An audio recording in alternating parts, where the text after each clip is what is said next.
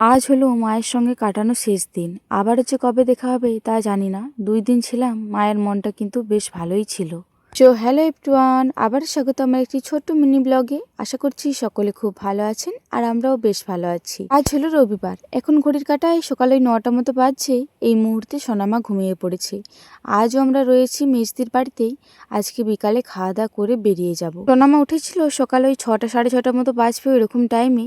এই মুহূর্তে একটু কান্নাকাটি করছিল, তো সেই কারণে সোনামাকে ঘুম পাড়িয়ে দিয়েছি। এইদিকে সোনামা ঘুমাচ্ছে ঘুমাক, ওইদিকে আজকে মায়ের একাদশী রয়েছে। মা এই মাত্র মনে হয় স্নানারে করলো। যাই হোক, চলুন মায়ের জামা কাপড়গুলো ওইদিকে একটু তাড়াতে মেলে দিয়ে আসি। বড়মশাইয়ের মেজদিভাই গিয়েছে একটু বাজার দিকে, একটু বিশেষ দরকার রয়েছে সেই কারণেই গিয়েছে। তো যাই হোক, ওইদিকে মেজদিভাই ততক্ষণকে আসুক, এইদিকে আমি জামা কাপড়গুলো মেলে দিই। এই এক সকাল বেশ ভালো মতো রোদ্দুর দিচ্ছে, আবারও বৃষ্টি নামিয়ে দিচ্ছে। তখন তাড়াতাড়ি করে সব জামা প্যান্টগুলো তুলতে হচ্ছে। আবার কিছুক্ষণ পরে আবারও রোদ দিচ্ছে। যাই হোক, ওইদিকে জামা কাপড়গুলো মিলে দিয়ে এসে পরেই মাকে ১ গ্লাস মতো শরবত দিলাম। মা ওই শরবতটা খেয়ে বসেই রয়েছে। সোনামা এখনো পর্যন্ত ওঠেনি। ততক্ষণে ভাবলাম এইদিকে ছর্দি ভাই একা একাই সবজিপাতি বানাচ্ছিল, রসুন আরে ছাড়াচ্ছিল। তো ছর্দি ভাইকে বললাম রসুনগুলো ছাড়িয়ে দেবো, বললো ঠিক আছে ছাড়িয়ে দাও। এই মুহূর্তে আমি স্নান করে চলে এসেছি। এই মুহূর্তে বসেছি অর্ক খেপার জন্য একটা হাতের কাজ করার জন্য। কালকের থেকেই বলছিল, অবশেষে আজকে এই কাজটা করলাম। এদিকে হাতের কাজটা করে এসে পরে এইদিকে ভাত খেতেও বসে পড়েছি। এখন ঘড়ির কাঁটায় ওই ১:৩০ ২টো বাজবে। এই মুহূর্তে ভাত খেতে বসলাম। আজকে মেনুটা খুব সিম্পলই ছিল, তবে ভাতগুলো খেয়েছি তৃপ্তি সহকারে। এদিকে আলু পোস্ত, মাংস ঝোল, মাংস কষা আর আমের চাটনি। এদিকে ভাতটা খাওয়া হয়েছে, তারপরে সোনামা উঠে পড়েছিল। তো সোনামা মায়ের কাছেই রয়েছে। ওই যে বললাম না আজকে মায়ের একাদশী রয়েছে, সকাল থেকে হরলিক্স শরবত ওই সব কিছু খেয়েই রয়েছে। তো এই মুহূর্তে মিস্তি ভাই বললো যে মাকে একটু সাবু করে দে। ওইদিকে মিস্তি ভাই সবাইকে খেতে দিচ্ছে, নিজেও খাচ্ছে। তো যাই হোক, এইদিকে আমি সাবুটাও করে নিয়েছি আর ওইদিকে একটু আমটাও ম্যাশ করে নিলাম। শুধু সাবু সেদ্ধটা ভালো লাগবে না তো। আর মা যেহেতু এখন পাইপের সাহায্যে খাচ্ছে, তো সেই কারণে একদমই কোনো খাবারই মোটা দেওয়া চলবে না।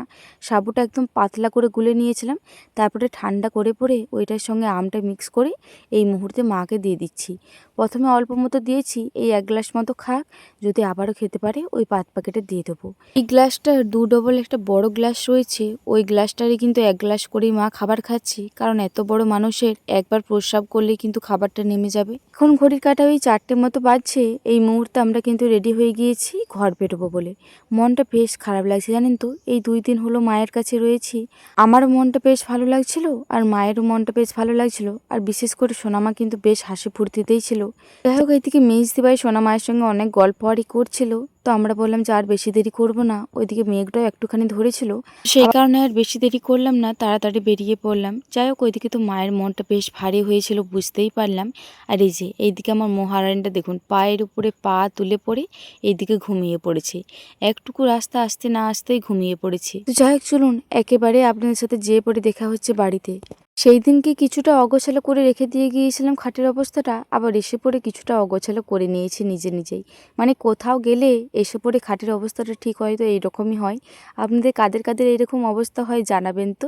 আমার কিন্তু এসে পরেই খাটের অবস্থাটা এইরকম হয়ে যায়, ঘেটে খুঁটে এইরকম অবস্থা ঠিক হয়ে যায়। তবে এই অবস্থাটা যতক্ষণ না ক্লিনিং করছি ততক্ষণ যেন মনের ভিতরটা ঠিকঠাক থাকে না।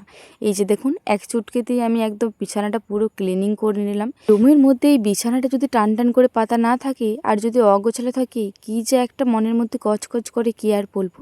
যাই হোক, এই মুহূর্তে মনটা বেশ ভালো রকম তৃপ্তি লাগছে যে আমার বিছানাটা বাগানো হয়ে গিয়েছে। যাই হোক, চলুন আজকের ভিডিওটা এই পর্যন্তই। ততক্ষণে সকলে খুব ভালো থাকবেন, সুস্থ থাকবেন। আবার দেখা হবে পরবর্তী ভিডিওতে।